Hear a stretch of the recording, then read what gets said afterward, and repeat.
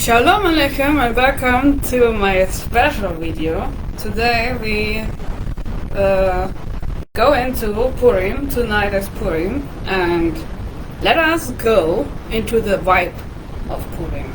Purim happened in the area of Persia, so let us switch on Persian music.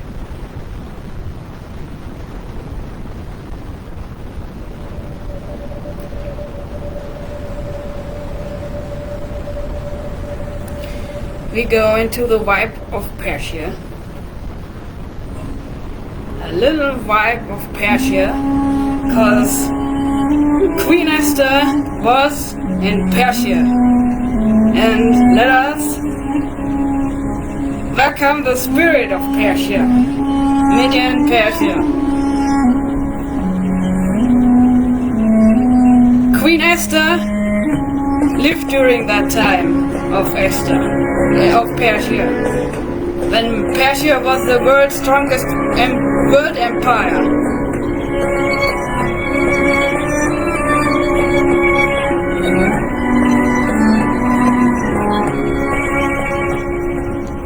Persia.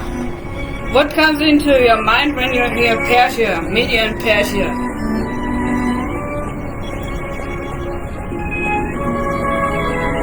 Welcome to my special edition, Purim. Purim is in the spirit of Median Persia. Queen Esther, the major figure in the book of Esther. What does her name mean? Esther means star of Persia, Median Persia, the star of Median Persia.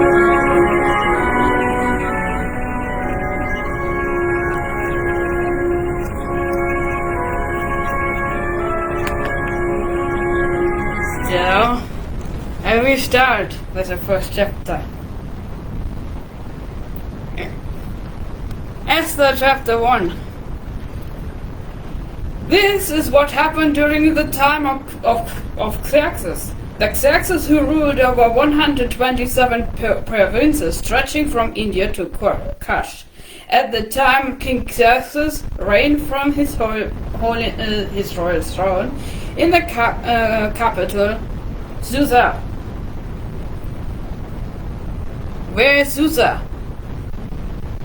It's Iraq, Iran, right now.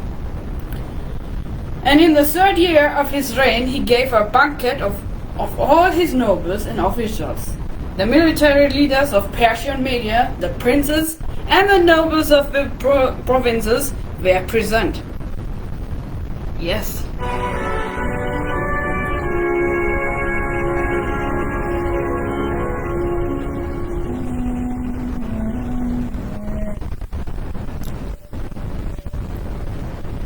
For 480 days he displays the vast wealth of his kingdom and the splendor and glory of his majesty.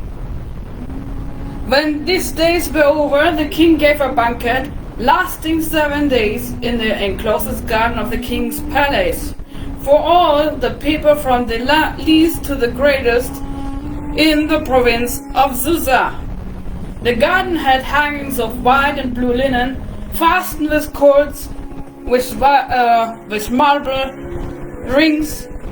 They were couches of gold and silver on the mosaic pavement of porphyry, marble, mother of pearl, and other costly stones. Wine was served in goblets of gold. Each one was different from one another, and the royal wine was abundant.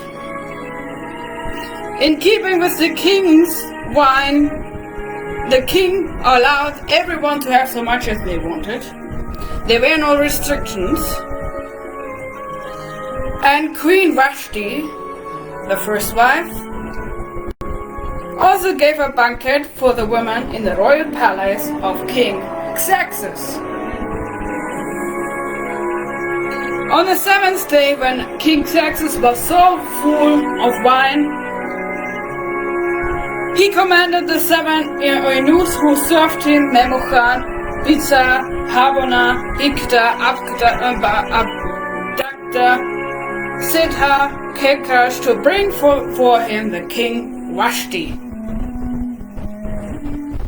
But King Vashti was disobedient. But when the attendants delivered the king's command, King Vashti refused to come. Then the king became angry and burned with anger. Well, many blame King Vashti that she disobeyed. But first of all, the king had an issue. He was drunk, he was a glutton, and was thinking he could rule over the wife. King Vashti was disobedient and said, "No, I'm not interested in your glutton feast." And then we continue.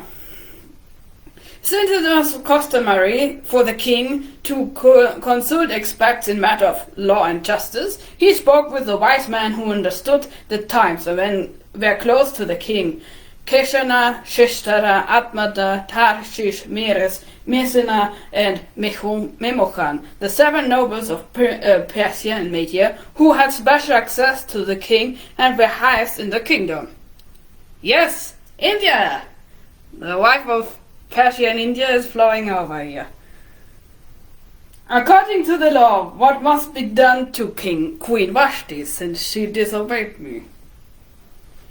She has not obeyed the command of the king Xerxes, that the news have given to her. Then Memucan replied in the presence of the king and nobles, Queen Vashti has done wrong, not only against the king, also against the nobles and the peoples of the princes of King Xerxes. For the queen's conduct will become known to all women, and so they will despise their husbands and say, King Xerxes commanded Queen Vashti to be brought before him, but she would not come. This very day, the Persian and Median women of the nobility who has heard about the queen's command will respond to all the king nobles in the same way. There will be no end of disrespect and discord. Therefore, if it please the king, let him issue a royal decree. Let it be written in the laws of Persia and Media, which cannot be repealed, that Vashti is never again to enter the presence of the king Xerxes. Also let the king give her royal position to someone else who is better than she. Then when the king's edict is proclaimed throughout all the very last realm, all the women will respect their husbands, from the least to the greatest. The king and his nobles were pleased with this advice, so the king did as Memucan proposed. He sent dispatches in all parts of the kingdom, to each province in his own script, to each people in his own language. Proclaimed in every man should be the ruler of his own household, using his native tongue. So, that is the custom in what we are in now. And then, and you have to understand, in the Hebrew book of Esther, the name of Adonai does not appear. He works in the secret. He's always working in the secret, not always in the public way to be seen. So, later when the King Xerxes' fury was subdued, he remembered Vashti and what she had done, and what he had decreed over her. Then the king's personal attendants proposed, let a search be made for beautiful young virgin for the king. Let the king appoint in every province of his realm to bring all the beauties into the harem of Susa. and let them be placed under the charge of Haggai, the king's eunuch, who is in charge of the women. Let beauty treatments be given to them. Let the young woman who pleases the king,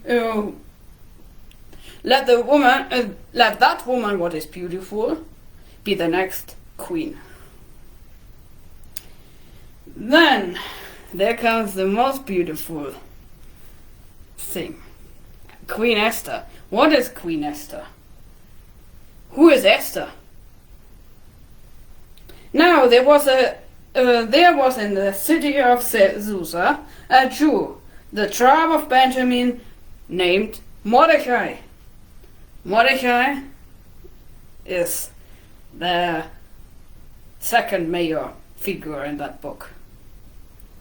Son of Yai, the son of Shimei, the son of Kish, who has been carried into exile from Jerusalem by Nebuchadnezzar, king of Babylon, among those taken captives, with Joachim, king of Judah. So, that means that kind of book, this story, had been played during the time of Daniel.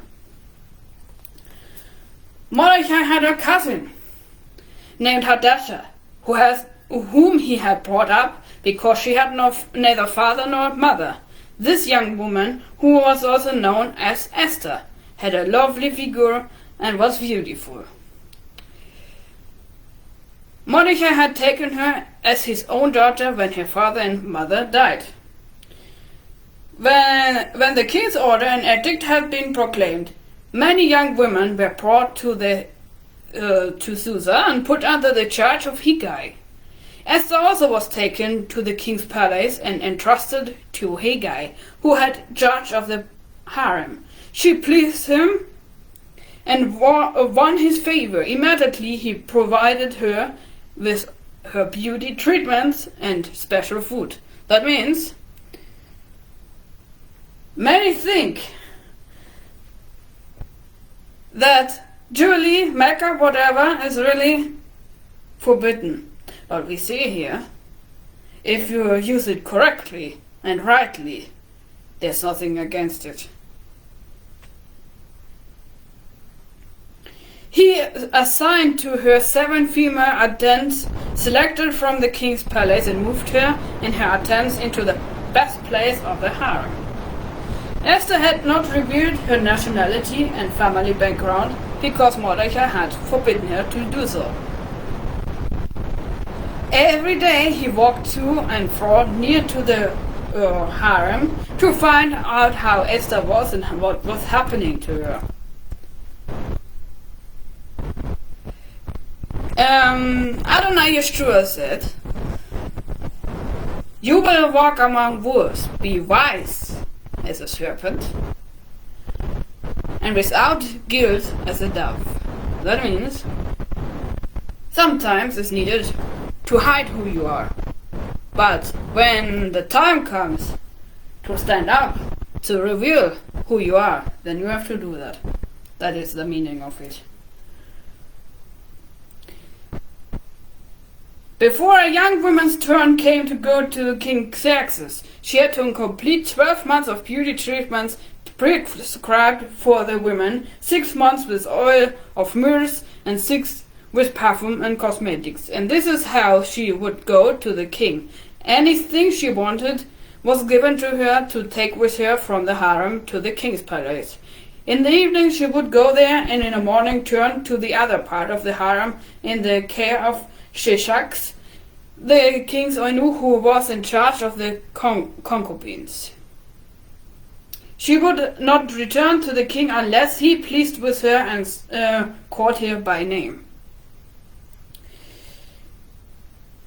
When the turn came, Esther, the young woman Mordechai had adopted, the daughter of his uncle Abihail, to go to the king, she asked for nothing other than what Haggai, the king's eunuch, who was in charge of the harem, successed. And Esther won the favor of everyone who saw her. She was taken to King Xerxes in the royal residence in the 10th month, the month of Tebet, in the 7th year of his reign. Now the king was attracted to Esther more than any of other women, and she won his favor, approval more than any one of other virgin. So he set a royal crown on her head and made her queen instead of Vashti.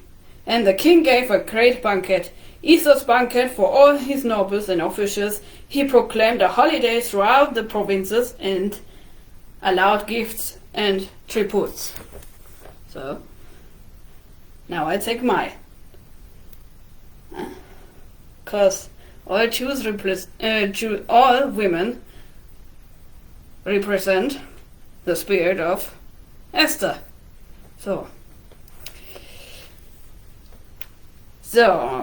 when the virgins were assembled the second time, Mordechai was sitting in the king's gate, but Esther was kept secret, her family background and nationality, just as Mordechai had told her to do, for she continued to follow Mordechai's instructions as she had done when he was bringing her up. During the time Mordechai was sitting in the king's gate, Bathsheba and Teresh, two of the king's officers who guarded the doorway, became angry and conspired an assignment against King Xerxes. But Mordechai found out about the plot and told Queen Esther, who in return reported it to the king, giving critique to Mordechai. And when the report was researched and found to be true, the two officers were impaled in poles.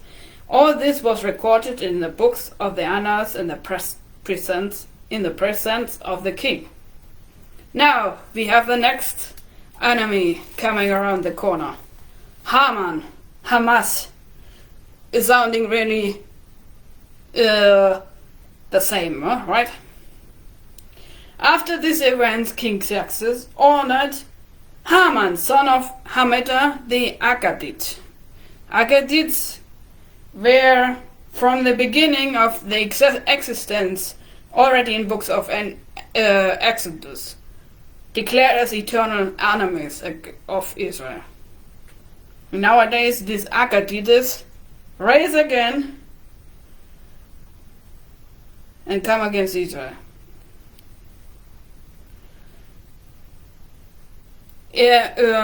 That means the king Xerxes honored him, giving a seat of honor higher than the others of the nobles. And all the royal officials of the king gate kneeled down and paid honor to Haman. The king had commanded this concerning him.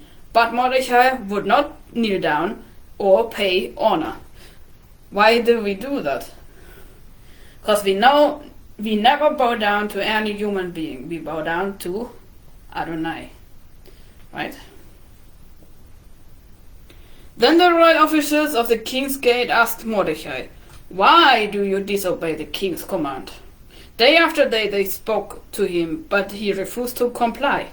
Therefore they told Haman about this to see whatever Mordechai's behavior would be tolerated, for he had been told that he was a Jew.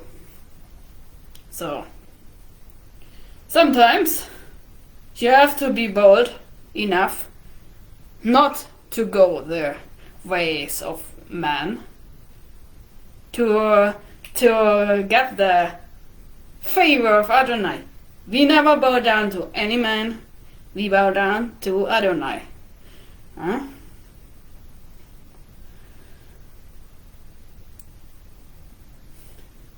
When Haman saw that Mordechai would not kneel down or pay him honor, he was enraged. Yet, having learned who Mordechai's people were, he scorned the idea of killing only Mordechai.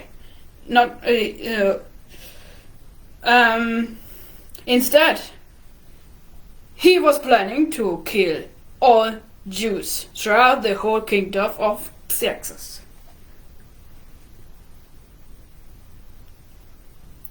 In the 12th month of the king Xerxes, in the first month, the month of Nisan, the Pur, that is the lot, Purim. Purim means Feast of Lots, was cast in the presence of Haman to select a day and months. And the lot fell on the 12th month, the month of Adar. Then Haman said to King Xerxes, this evil Agagite said to the king, there is a certain people dispersed among the peoples in the provinces of your kingdom who can keep themselves separated, set apart, being set apart, yes? Their customs are different from those all over other people, and they do not obey the king's laws. It is not in the king's best interests to tolerate them. If it pleases the king, let a decree be issued to destroy them, and I will give 10,000 talents of silver to the king's administrators for the royal treasury. So the king took his sign ring from his finger and gave it to Haman, the son of Hadad, the Agagite, the enemy of the Jews. Keep the money, the king said to Haman, and do with the people you please. So nowadays we have Haman. Hamas is the same. You know, the world has come against us and love to attack us for who we are, because we are not like the world. He was said, these people are not like the world. They do what complete other commandments. We don't understand them. Let them be plotted out, because they don't belong to this world. Yes, Adonai Yeshua said, you don't belong to this world. I called you out. We don't belong to this world. That's why I'm always saying, let the spirit of the king Esther and Mordechai and King Xerxes arise to bring forth a generation of Queen Esther. Queen Esther would have said, we are chosen for such a time as this, but we come to that point. Then, on the 13th day of the first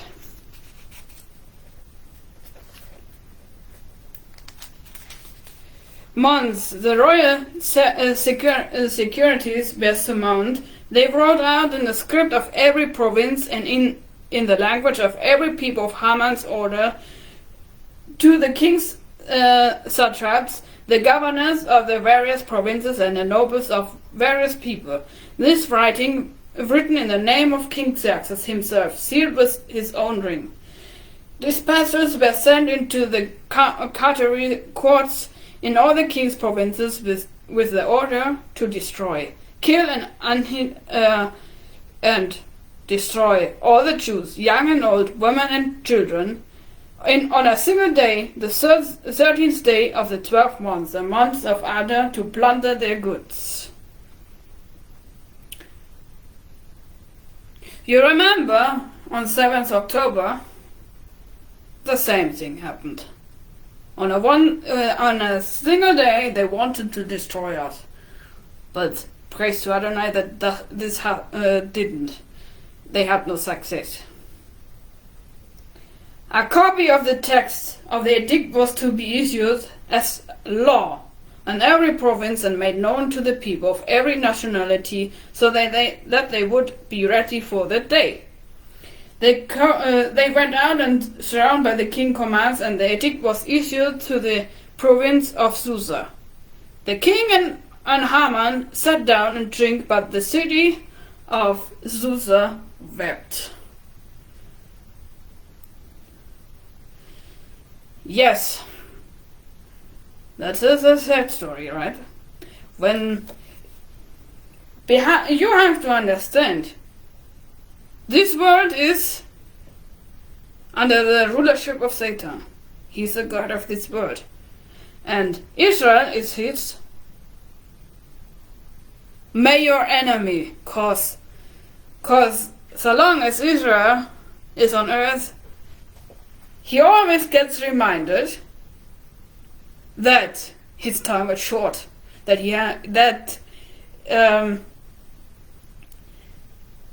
if Israel is waking up to a righteous generation of Queen Esther and Mordechai, then and repent and accept what Adonai has provided for Israel, his grip would be over. And to prevent that, always come these small attacks, these heavy attacks, the small attacks from everywhere, just to make sure that no single Jew is accepting Adonai Yeshua, and no one is repenting and returning back to the Torah. The Akkadites were the enemies of Easter's Day, but nowadays our enemy is who? Satan. Satan is our enemy. And now we come to the chapter where we get an insight how we should react on such topic. Oh, excuse me.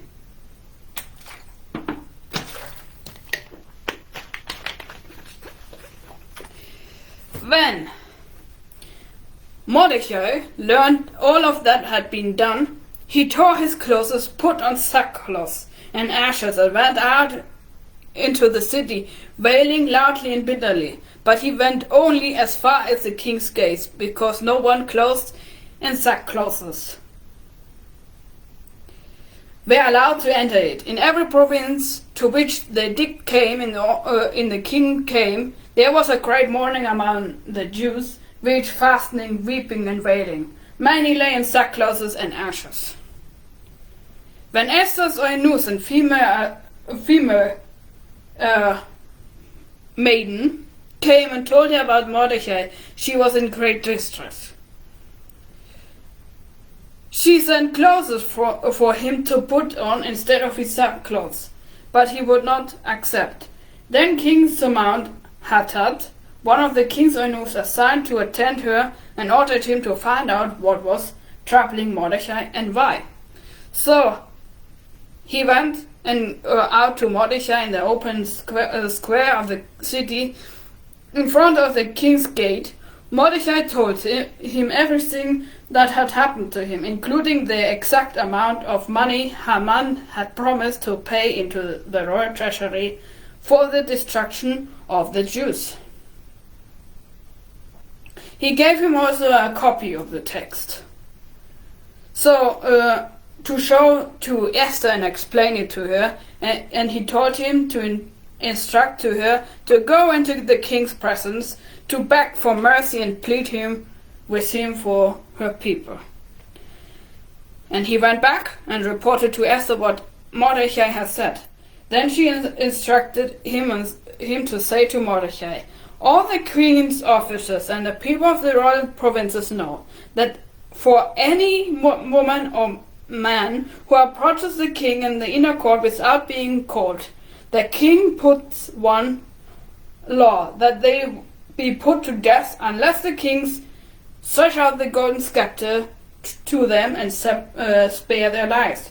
But 30 days have passed since I was called to the king."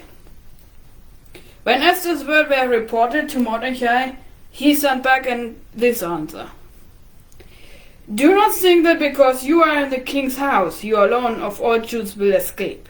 For if you remain silent at this time, the relief and deliverance for the Jews will arise from another place, but you and your father's family will perish. And who knows but that you have come to your royal position for such a time as this?" Then Esther sent this reply to Mordechai: "Go, gather yourself together, all Jews who were in the Susa, and fast for me. Do not eat nor drink for 3 days, nor night or day. I and my attendants will fast as you do. When this is done, I will go to the king, even though it is against the law, and if I perish, I perish. Are you willing to step out, to go to the King of Kings' throne for such a time as this? To be willing to say, if I perish, I perish. Because not all sacrifices you do in prayer does only say that Adonai would spare your life. Because even Adonai had said for our sake of redemption, if I perish, I perish. And he perished, you know. So Mordechai went away and carried out all the Esther's instructions. Then, on the third day, Esther put her royal robes and stood in the inner court of the palace, in front of the king's hall. The king was sitting on his royal throne in the hall, facing the entrance. When he saw Queen Esther,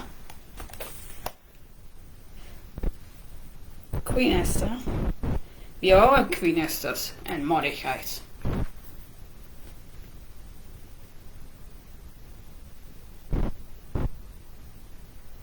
When he saw Queen Esther standing in the court, he was pleased with her and held out to her the golden scepter that was in his hand. So Esther approached and touched the tip of the scepter. Then the king asked, What is it, Queen Esther? What is your request? Even up to the half of the kingdom it will be given to you. When you imagine, in the same manner, we should approach the King of Kings' throne. Even Adonai, Yeshua expects us that we go boldly enough to say what we want.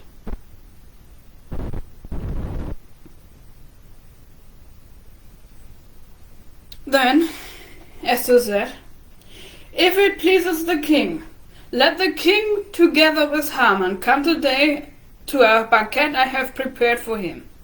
Bring Haman at once, the king said, so that we may do what Esther asks. Interesting, huh?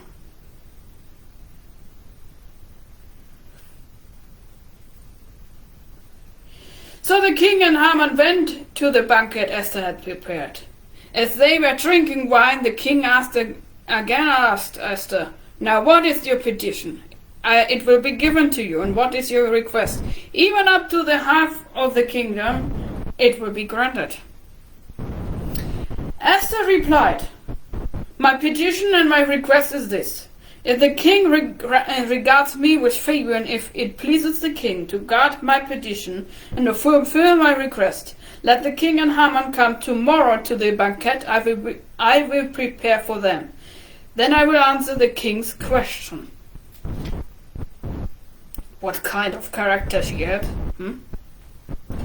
What kind of character are you having? What kind of character do you have?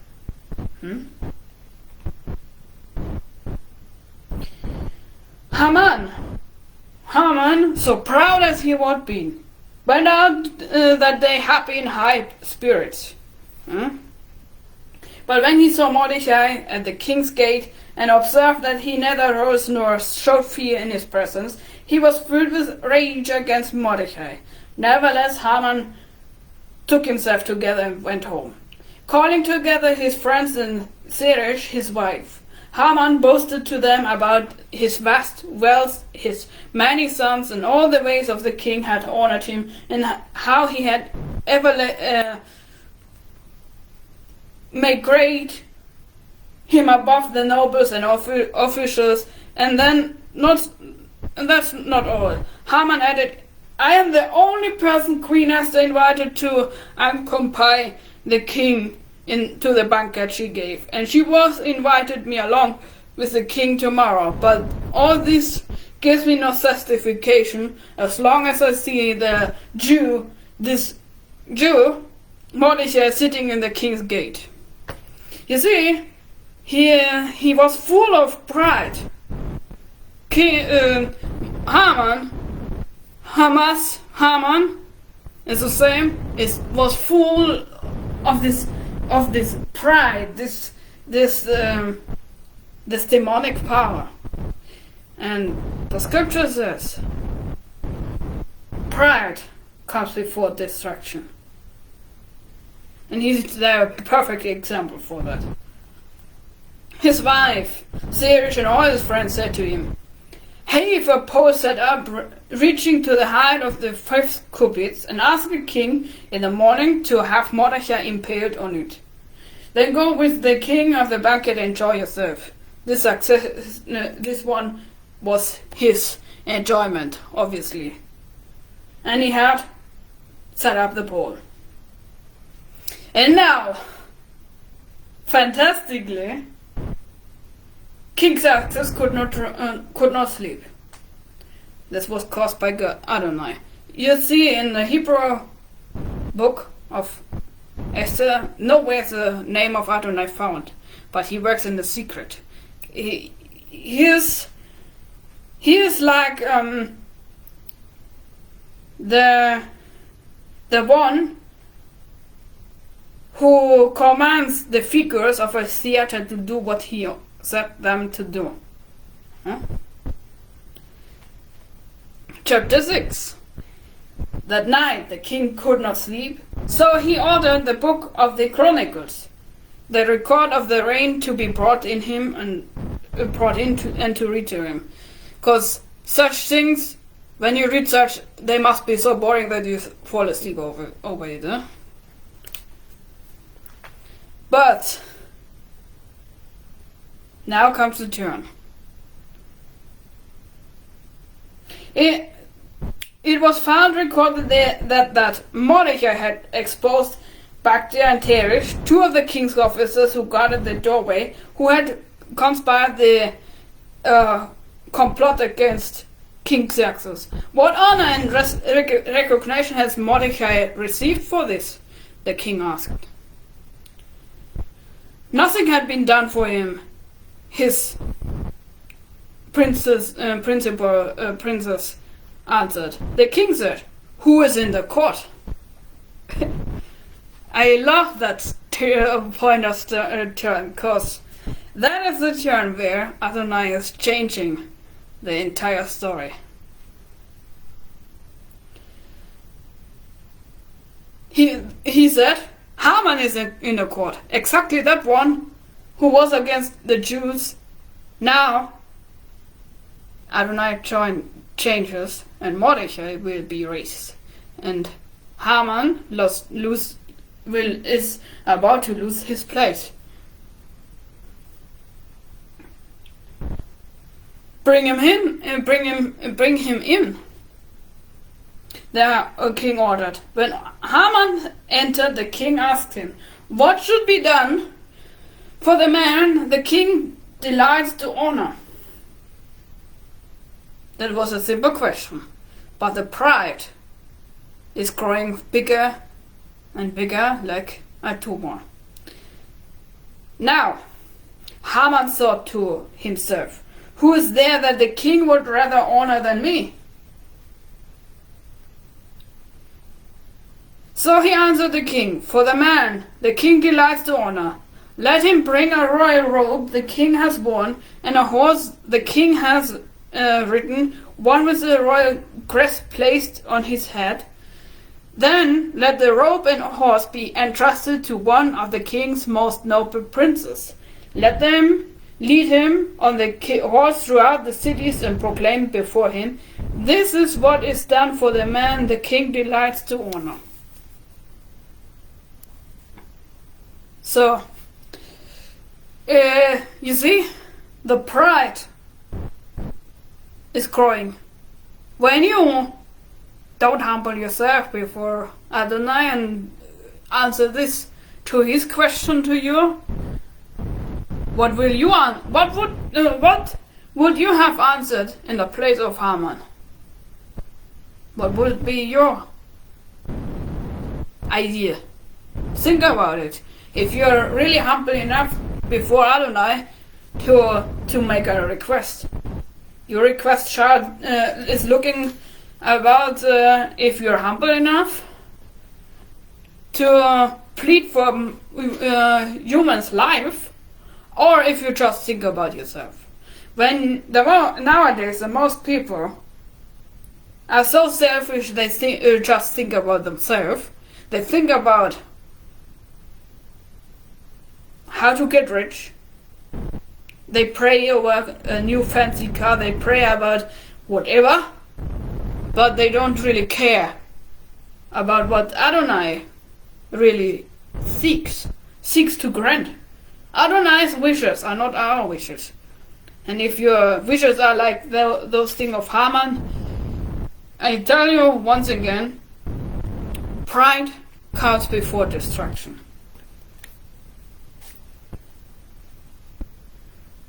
The king says now, go at once, the king commanded Haman, get the robe and the horse and do as just you have successed for Mordechai the Jew, who sits in the king gates. Do not neglect anything you have commanded.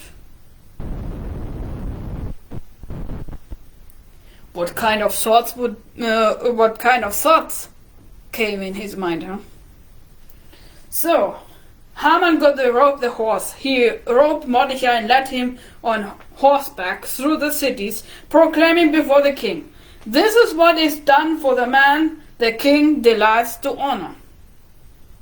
Afterwards Mordechai returned to the king's gate, but Haman rushed home with head covered in shame, and told Zeresh, his wife, and all his friends anything that happened to him. His advisors in Zeresh said to him, since Mordechai, before whom your downfall has started, is of Jewish origin, you cannot stand against him. You will surely come to ruin.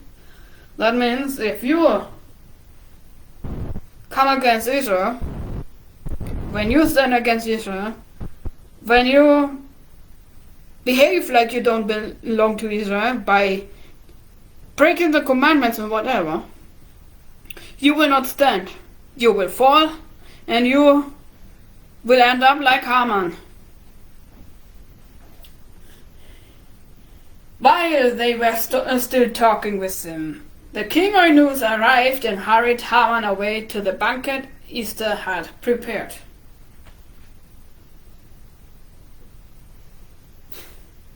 So the king and Haman went to Queen Esther's banquet, and as they were drinking wine on the second day, the king again asked, Queen Esther, what is your petition? It will be given to you. What is your request? Even up to a half of the kingdom, it will be granted to you. The Queen Esther answered,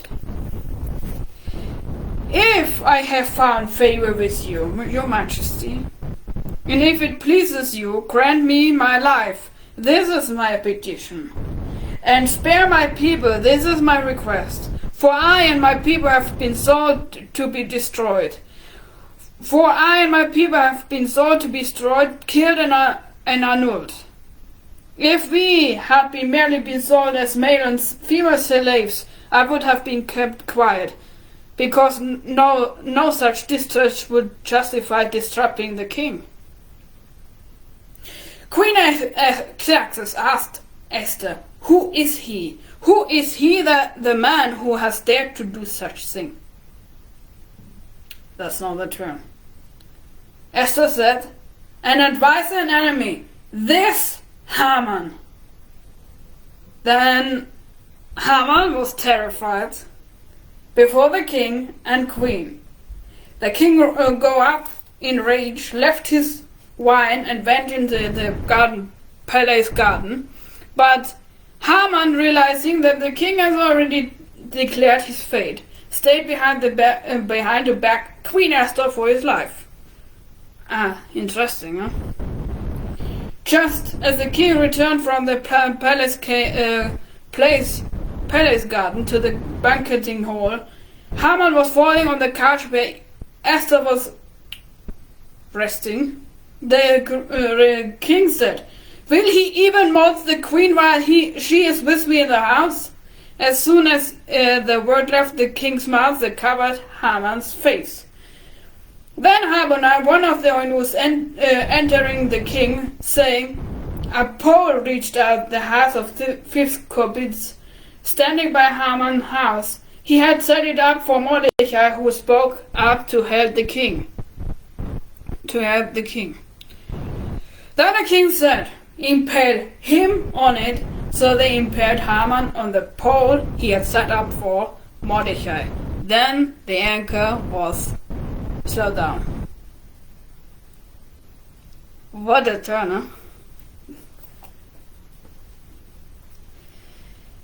When you stand boldly enough before Adonai and say your real request, and it is based on His word, He will say to you, who is your advisor?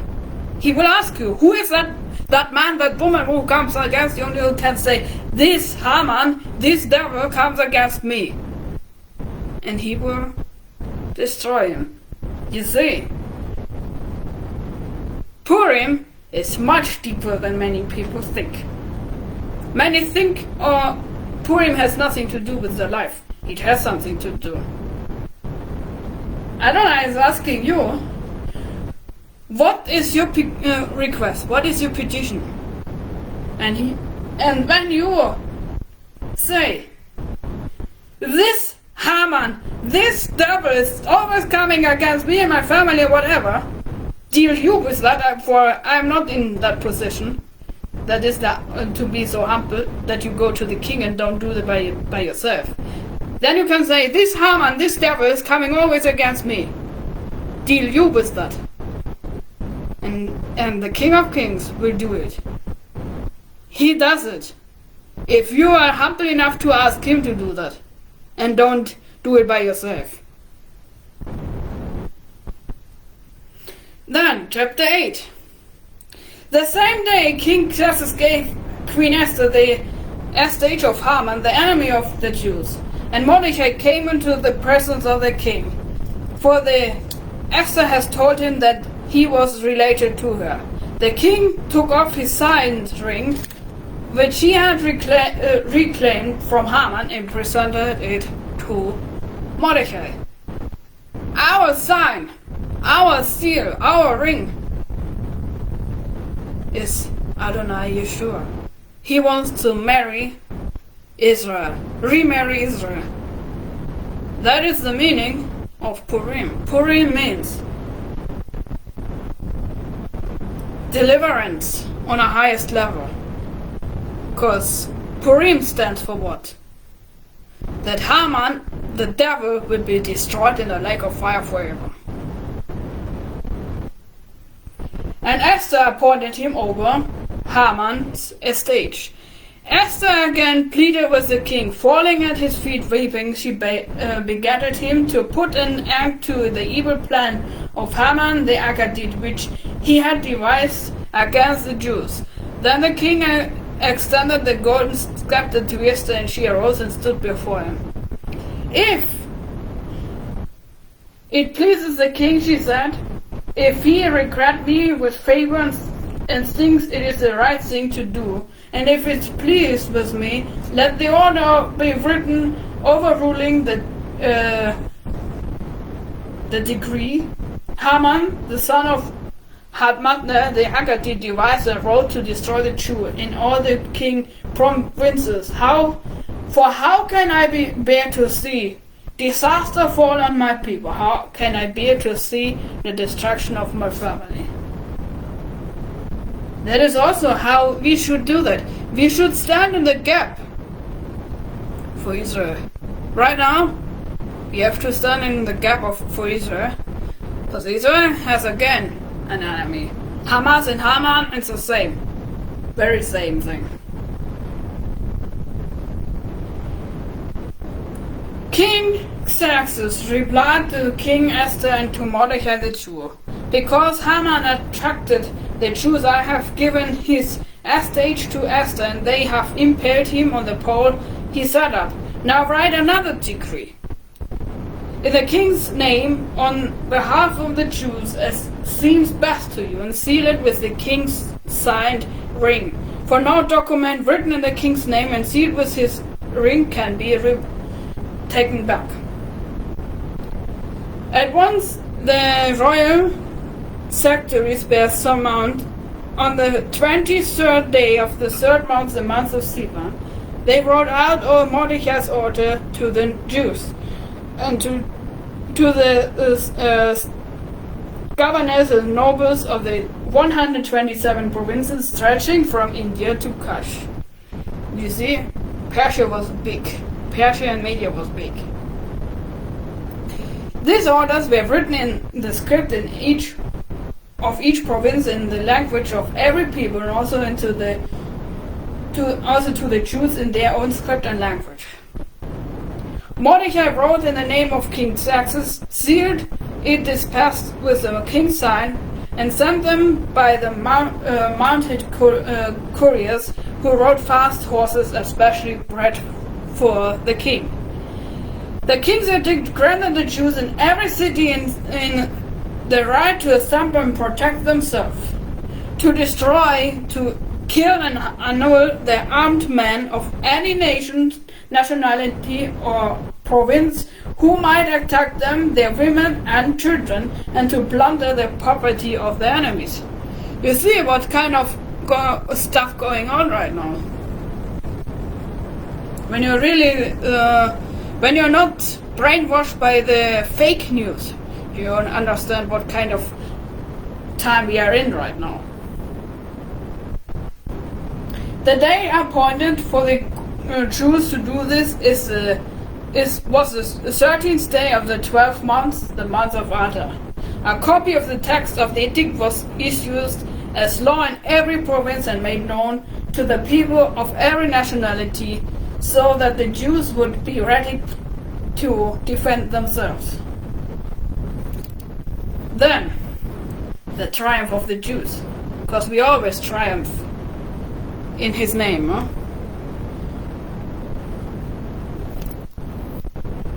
When Mordechai left the king's presence, he was wearing royal garments of blue and white, a large crown of gold and purple robe of fine linen, and the city of Susa had a joyful celebration for the Jews. It was a time of happiness and joy, gladness and honor. In every province and every city to which the edict of the king came, there were joy, gladness among the Jews, with fasting and celebrating. And many people of other nationalities became Jews because fear of the Jews has seized them. That is a good thing, huh? That is also why Adonai says, make disciples. What does making disciple mean? To become Jews, become Israel, to join Israel, and become one with Israel. That is the meaning why we should make disciples. What is making disciples? Followers of Adonai Yeshua, the King of Kings. That means they become one with his nationality, his bloodline.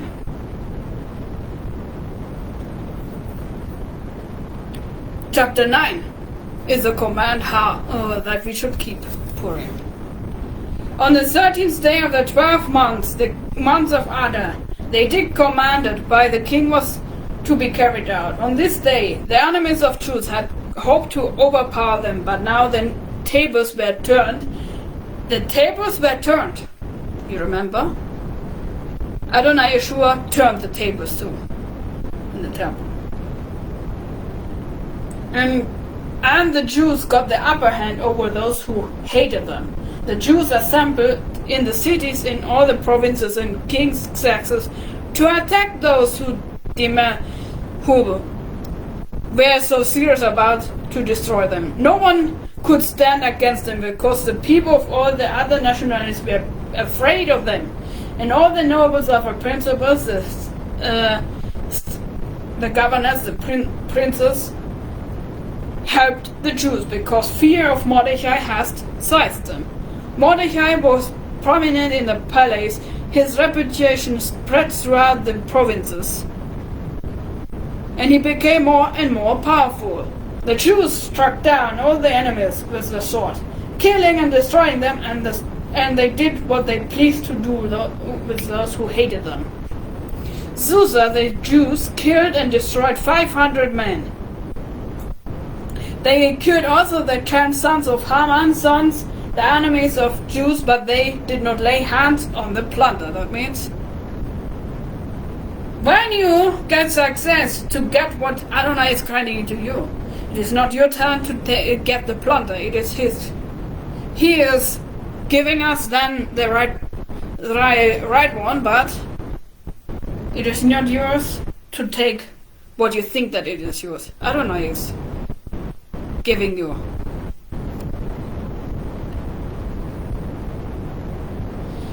The number of the killed of Susa was reported to the king the same day. The king said to Queen Esther, "The Jews have killed and destroyed 500 men in the son of Haman in the city of Susa. What have they done what have they done in the rest of the king's provinces? Now what is your petition? It will be granted to you. What is your request? It will be granted." "If it pleases the king," Esther answered, "give the Jews in Susa permission to carry out this day's edict tomorrow also, and let Haman's 10 sons be impaled on poles." That is also the reason why we have 2 days Purim. Not just 1 day, we have 2 days Purim. The Jews in Susa came together on the 14th day of the month of Adar, and they put to death in Susa 300 men, but they did not lay their hands on the plunder.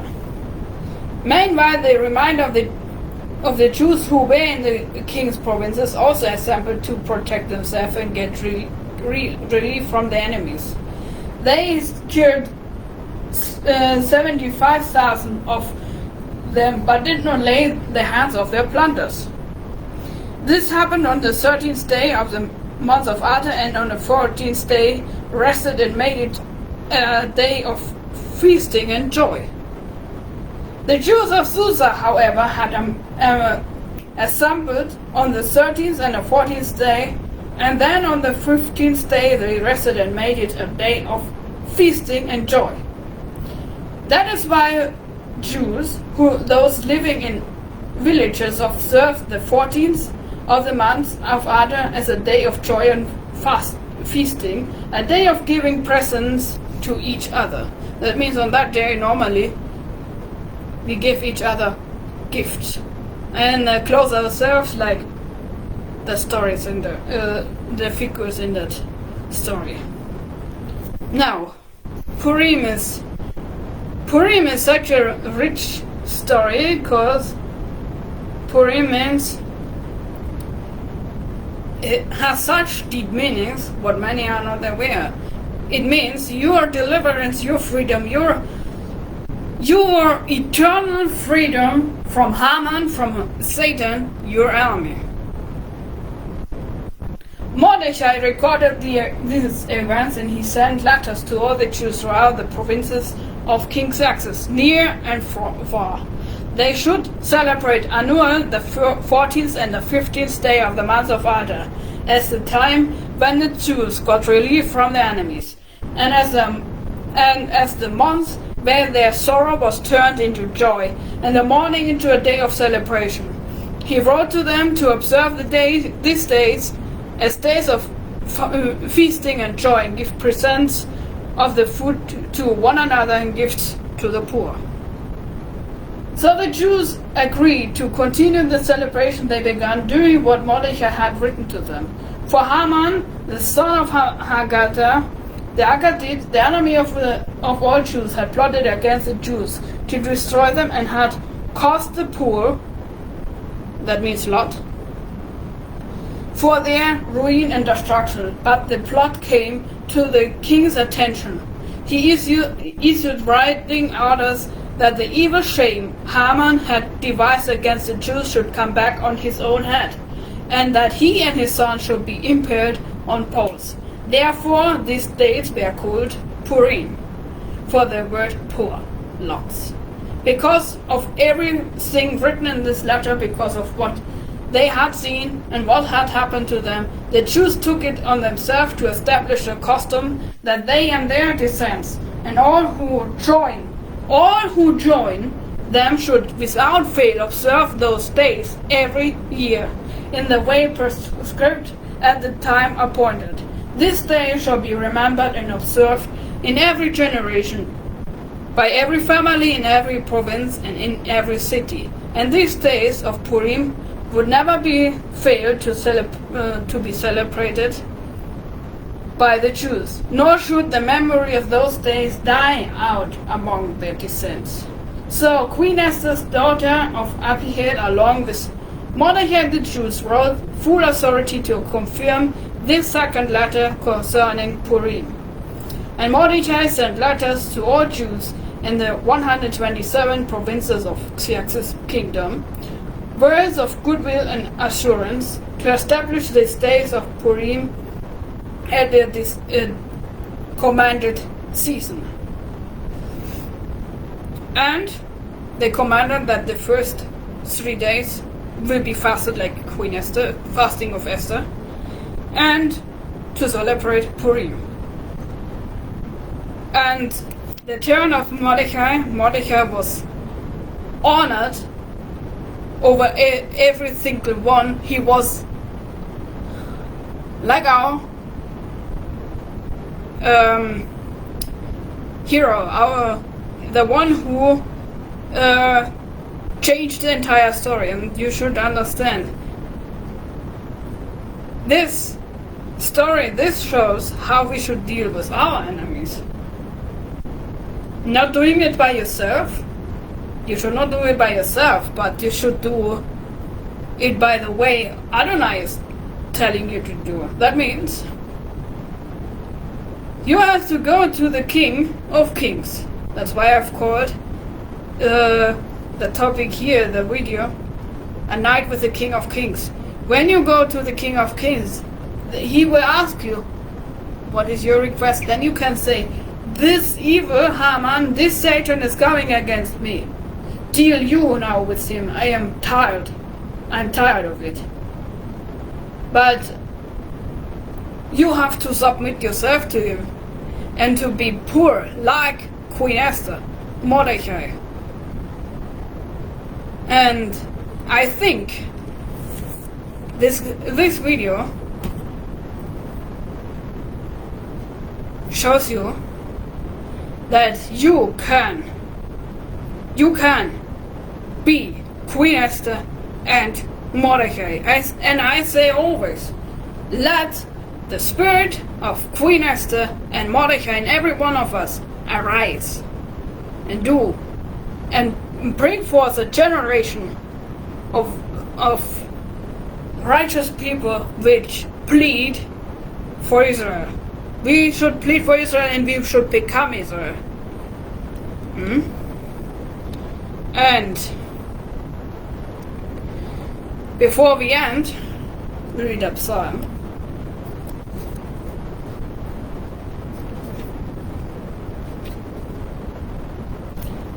Psalms 121, because it belongs to that. I lift my eyes to the mountains. Where does my help come from? My help comes from Adonai, the maker of heavens and earth. He will not let your foot slip. He who watches over you will not slumber. Indeed, he who watches over Israel will not sleep, neither slumber nor sleep. Adonai watches over you. Adonai is your shade of your right hand. The sun will not harm you by day, nor the moon by night. Adonai will keep you from all harm. He will watch over your life. Adonai will watch over your coming up and going, both now and forevermore. Amen. Hallelujah. Now, get back to the wipe.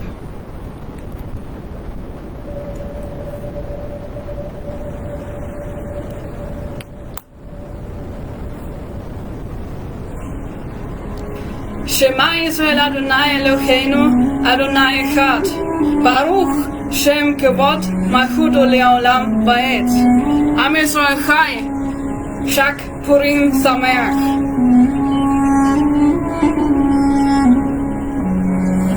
Shalom.